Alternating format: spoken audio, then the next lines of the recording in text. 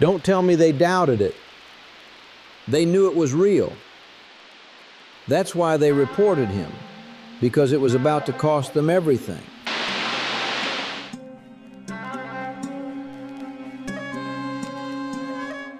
You're standing just outside of Bethany. The stone is still rolled back, the linen still on the ground, and Lazarus is breathing like a man who shouldn't be.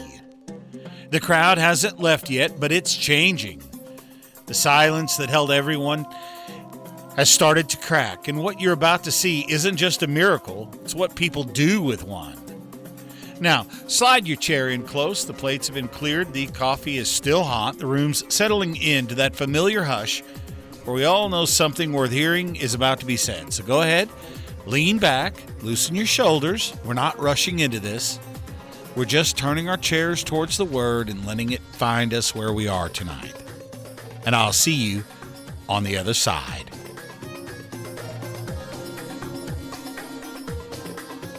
I am going to start, but before I do, it's been a couple of weeks. I was starting to worry whether maybe we'd lost Wayne to the Presbyterians or something.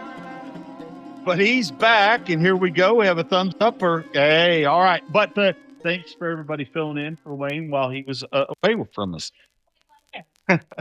So, if you were with us on Sunday morning, then we began walking with Jesus towards Jerusalem for that final Passover celebration. And if you were with us, you remember we were walking and there was no Jesus. Then we get to Bethany and there's a dead Lazarus. Then we find Jesus and now there is an alive Lazarus. And to be quite honest, I mean, Easter only comes one time a year, right? And Lazarus is the kind of sermon that really deserves more than just one Sunday. So we are still there. We are still in Bethany. The tomb is still open. You can see it from here. The stone has been shoved sideways, the dark mouth of the cave, the pile of linen on the ground that nobody's picked up yet because nobody wants to touch what's been wrapped around a dead man just 20 minutes ago. And the air has this mixed smell of burial spices and wet stone. But then there's also something underneath that. There's something warm and animal. It's the smell of a body that was shut in the dark for 4 days and is now standing in the sun, blinking, while his sister holds his arm like she's afraid. If she lets go, he might fall back down. Lazarus is alive. That much you know. You watched it happen. You're still watching it happen. He's right there, 30 feet away from you. And the people closest to him keep reaching out to touch his shoulder, his hands, his face, the way you touch something when you're not quite sure that it's real. And you were on the road to Jerusalem. You were passing through. But your feet stopped in that moment, and they haven't started walking again. The dust is settling on the path behind you. The pilgrim traffic is flowing towards Jerusalem like water flows around a stone. But you're not leaving, not yet, because something else is happening. Something quieter than the miracle. And you can feel it before you name it. The crowd is shifting. Not moving, shifting. The way the temperature in a room changes when two people realize they don't agree on the same things. No one has a raised voice. No one is left. The unified silence that has held everyone together for those first few stunned moments, that silence is breaking. And you need to stay long enough to see what it breaks into. And there's a moment you almost miss it when everyone was on the same page. It lasted maybe 10 seconds, maybe less. The stone was rolled away. The voice still echoed against the rock face, and the man was standing in the entrance of his own grave with linen hanging off him like shed skin.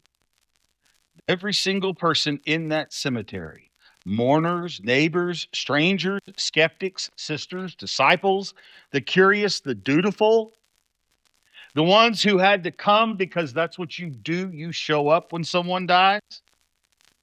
Every one of them had the exact same expression. Mouths open, hands still, eyes locked on the one thing that should not be happening and is happening anyway.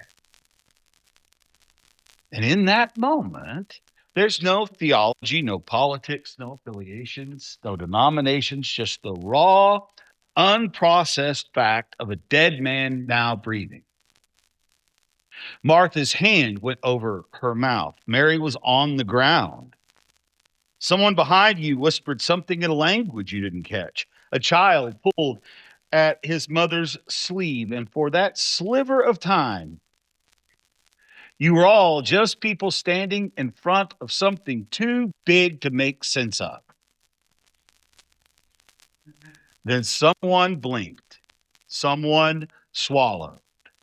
Someone took a step, not towards Lazarus, but away. Just shifting weight. And the moment that it cracked, the way ice cracks on a pond, one line, finger thin, almost invisible. But everything on either side is already drifting apart. So, friends, tune your ears to the reading of Holy Scripture tonight. Our section comes to us from the Gospel account according to the Apostle John, beginning in the 11th chapter of his account and verse 45. Therefore, many of the Jews who came to Mary and had seen the things which Jesus did believed in him. But some of them went to the Pharisees and told them the things that Jesus had done. Chief priests, therefore, and the Pharisees gathered a council and said, "What are we doing? For this man does signs. If we leave him alone, everyone will believe in him. And the Romans will come and take away both our place and our nation."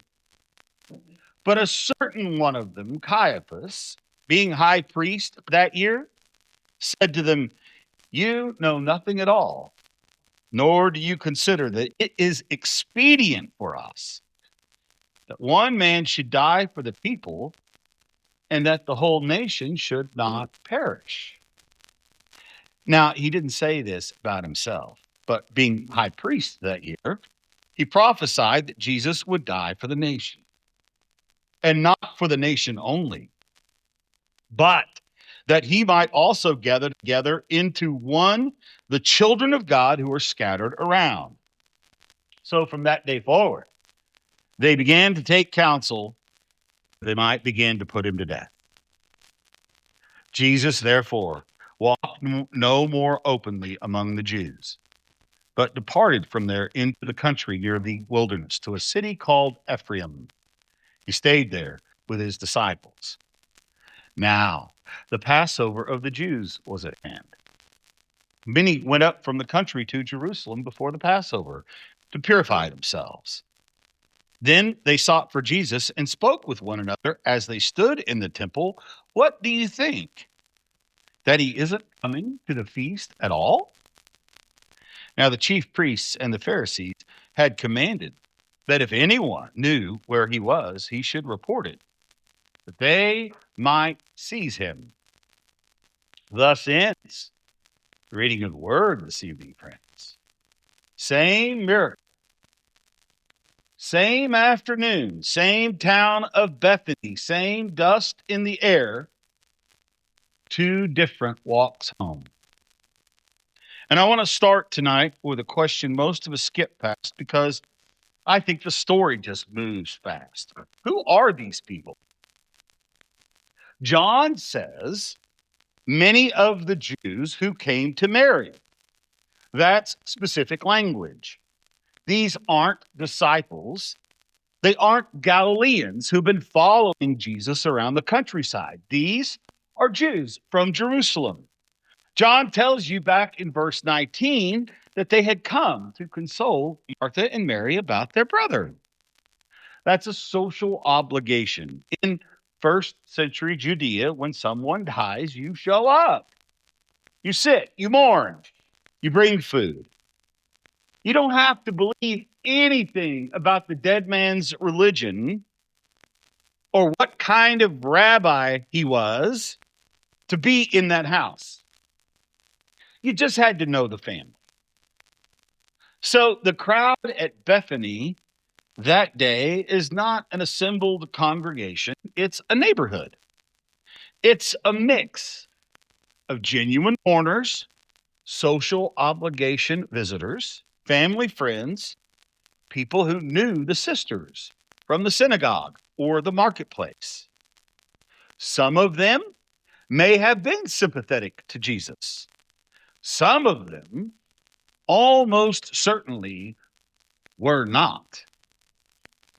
But they were all there, and they all saw the exact same thing. A man who had been sealed in a rock tomb for 4 days walked out when Jesus called his name. And John splits them right down the middle. Verse 45, many believed. Verse 46, but some of them went to the Pharisees and told them the things Jesus had done. Now, here's what I need you to hear. Because this is where most readings get the passage wrong. We assume that the ones who went to the Pharisees went because they didn't believe in what had happened. We read them as skeptics, doubters, people who, for whatever reason, couldn't accept the evidence. But that's not how John reads. Let me read verse 46 again. They went to the Pharisees and told them the things Jesus had done. That's not a denial. That is a report. That's not saying we don't think it was real. They're saying you need to know what just happened. They believed it happened. They saw the same thing everyone else saw. And their response was not to worship. It was a briefing to the authorities. So the question isn't, why didn't they believe? The question, friends, is, what kind of belief sends you to the authorities instead of your knees? And this is where it gets uncomfortable.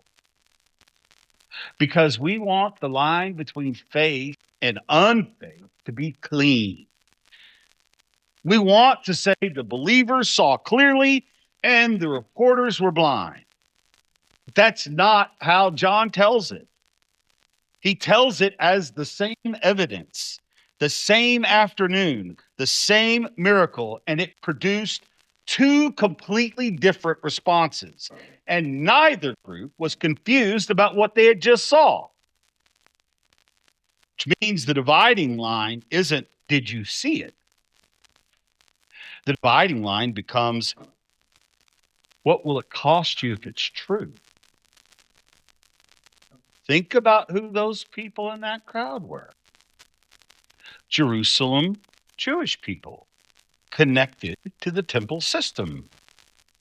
Many of them are part of families whose livelihood, social standing, religious identity depend on the existing power structure, the priesthood, the Sanhedrin, the arrangement with Rome that keeps the temple running and the nation intact. For those people, a miracle worker from the Galilee who can call dead people out of the grave isn't good news. It's a crisis. Because here's what resurrection does. when it leaves Jesus's hands. Up to this point, the authorities could manage him. He heals, healers come and go. He teaches with authority, so did the baptizer in the wilderness took care of him. He feeds crowds, crowds disperse. But this is different. This isn't a healing you can question or a teaching you can debate. A man their neighbors buried 4 days ago is walking around in Bethany. And Jesus didn't do it quietly in some Galilean backwater back in the hills. He did it 1.5 miles from Jerusalem in front of a crowd, many of whom live in that city. Many witnesses are going back to the city to go home tonight. Witnesses who will be a part of the temple system tomorrow. Many of the witnesses who know other important, powerful people. Resurrection, when Jesus does it to somebody else, is no longer containable. And that's what that high priest, Caiaphas, that's what he understands. Look at what he says. It is expedient. It's a good thing. It is expedient for us that one man should die for the people and the whole nation should not perish. That's not theology. That is cost-benefit analysis. That is a man standing in the highest office religiously in the nation, looking at the most powerful sign God has performed in a generation and is doing the math. And his math isn't wrong politically, because if Jesus keeps doing this, Rome will notice. And when they notice, Rome will respond. And when they respond to the temple arrangement, the careful, fragile deal that lets the Jewish nation survive under occupation will collapse in on itself. Caiaphas is protecting the institution. He's not crazy. He's efficient. But efficiency is a terrible lens for looking for God. And let me tell you what John's really doing here, because he's doing something extraordinary, and I think he knows it. In verse 51, he stops the narrative cold and says, now he didn't say this of himself, but being high priest that year, he prophesied that Jesus would die for the nation. John is telling you that Caiaphas, the man who just ordered his execution, accidentally preached the gospel. He said the truest thing in the story that has been said so far, and he said it for all of the wrong reasons. One man dying for the people, that is the plan. It's just not Caiaphas's plan. It's God's. And the high priest, the one man in Israel whose job it is to stand between God and the people, comes the very instrument of the very sacrifice he has yet to understand. He thinks he's protecting the nation from a dangerous rabbi. He's actually setting the stage for the salvation of the whole world. That's John showing us exactly what happens when the machinery of power encounters the power of God. When that happens, it never stops God. It gets used by God. And sometimes it doesn't even know it's being used. But I need you to see something else tonight, because this is where Lazarus changes everything for the season we've been walking through. Before Bethany, you could argue resurrection was theoretical. Martha believed in it, talked about it on Sunday. She said, at the last day. And when she's talking about resurrection, she's using good theology, safe timeline. Resurrection filed away at the end of history where it doesn't have to rearrange your Tuesday. The Pharisees believed in resurrection as doctrine. The Sadducees didn't, but that's a whole nother fight. What Lazarus does is Jesus drags resurrection out of our theological filing cabinet and stands it right in the middle of that dusty road. And it's no longer a proposition that we can just mentally or intellectually hold. It's a man you can touch, who smells like a tomb, and who's eating dinner at his sister's table in chapter 12. And all of this matters for where we're actually headed. Because when Jesus himself comes out of a tomb on Easter morning, and if that's the only resurrection in the story, you could call it a one-time event, a divine exception. God doing something for his son that doesn't necessarily extend to anyone else. But Lazarus is already out.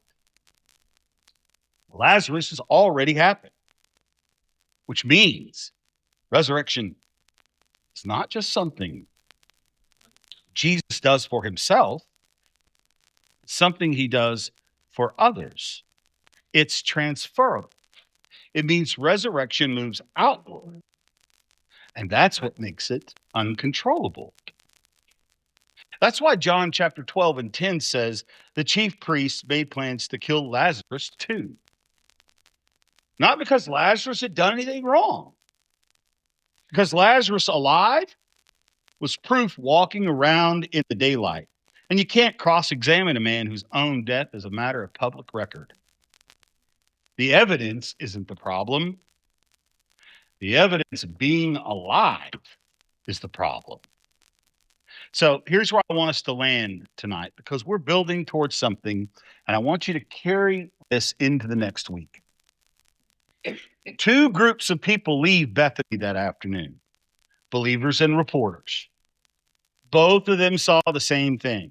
Both of them walking back to Jerusalem, and in a few days, both of them are going to be on the road when Jesus borrows a donkey and rides down the Mount of Olives. And the believers will be waving palm branches. Some of those reporters, or people they reported to, they'll be in the crowd too, watching. Luke tells you the Pharisees are right there in that parade, close enough to tell Jesus, to tell his disciples to calm down. John tells you the Pharisees are watching, and they are saying to each other, we're getting nowhere. The whole world has now gone after it. And on Friday morning, early, before those Galilean pilgrims even know what's happening, there's a crowd at Pilate's courtyard screaming for Barabbas. And now you know where that crowd came from. Not the palm branches, not from the pilgrims who walked with Jesus from Galilee, from the system that decided back in Bethany that the evidence was the problem and the solution was this cross. And we need to sit with that just for a second. Because this isn't just a first century story. Some of you have lived a version of that story. You have been loved on a Sunday and condemned on a Friday. And then you have spent years trying to figure out how the same people could do both to you. You've carried that weight of believing that the voices that praised you and the voices that buried you belong to the same mouths. That weight teaches you something brutal. That love is actually temporary. That praise is just a setup. That the people who sing your name will eventually scream for someone else. But what if they weren't the same people? What if the ones who loved you on Sunday didn't stop loving you on Friday? What if they just weren't in the room when the deal was made? What if the voices that tore you down were never the voices that actually built you up? You just couldn't tell the difference because it all happened within the span of 1 week in the same city.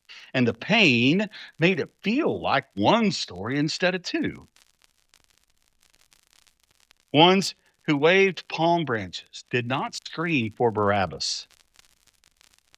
The ones who loved him on Sunday did not stop loving him on Friday. They were camped outside the walls.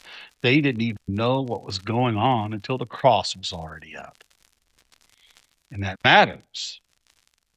Not just for understanding, really understanding the passion, but before understanding of your own. Now, next Sunday is Palm Sunday. And I'm going to show you who's on the road and why. Every layer of that crowd, where they came from and for what they thought they were waving at. And then on Good Friday, we're going to walk into that courtyard and see who's actually standing there. But tonight, I needed you to see where it started. Not on the road to Jerusalem, here in Bethany, at the mouth of a tomb should have stayed shut, and resurrection got loose. And the people who couldn't afford for it to be true spent the rest of that week trying to put it back into the ground. So may the God who calls the dead by name call you out of whatever tomb you've been sealed, shut in, and accepted as final. And when you come stumbling out of the light, may you be surrounded by people who unbind you, not people who turn you in. Amen? Amen.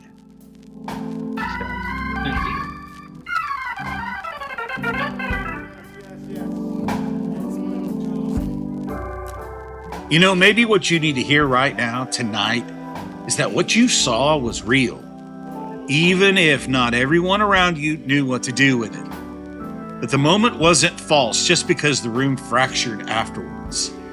Same dust, same afternoon, same miracle, 2 different walks home. And maybe that's where you've been living, trying to make sense of why something holy in your life doesn't hold everything together. But listen, truth doesn't stop being true just because it costs somebody something. And grace doesn't lose its power just because somebody tried to manage it. So don't let the ones who filed a report talk you out of what you have witnessed. Stay with what you saw. Stay with the one who called it forth. And if something landed tonight, if you heard something you hadn't heard before, maybe heard it in a way that finally settled into your bones, go ahead and throw your like in the offering plate like we do down at the church. Just lets us know you're here and that the message mattered. And if you'd like to keep walking with us down the road towards Jerusalem all the way to Sunday morning, make sure you tithe your subscribe so you'll know when we're gathered again. And until then, friend, be blessed.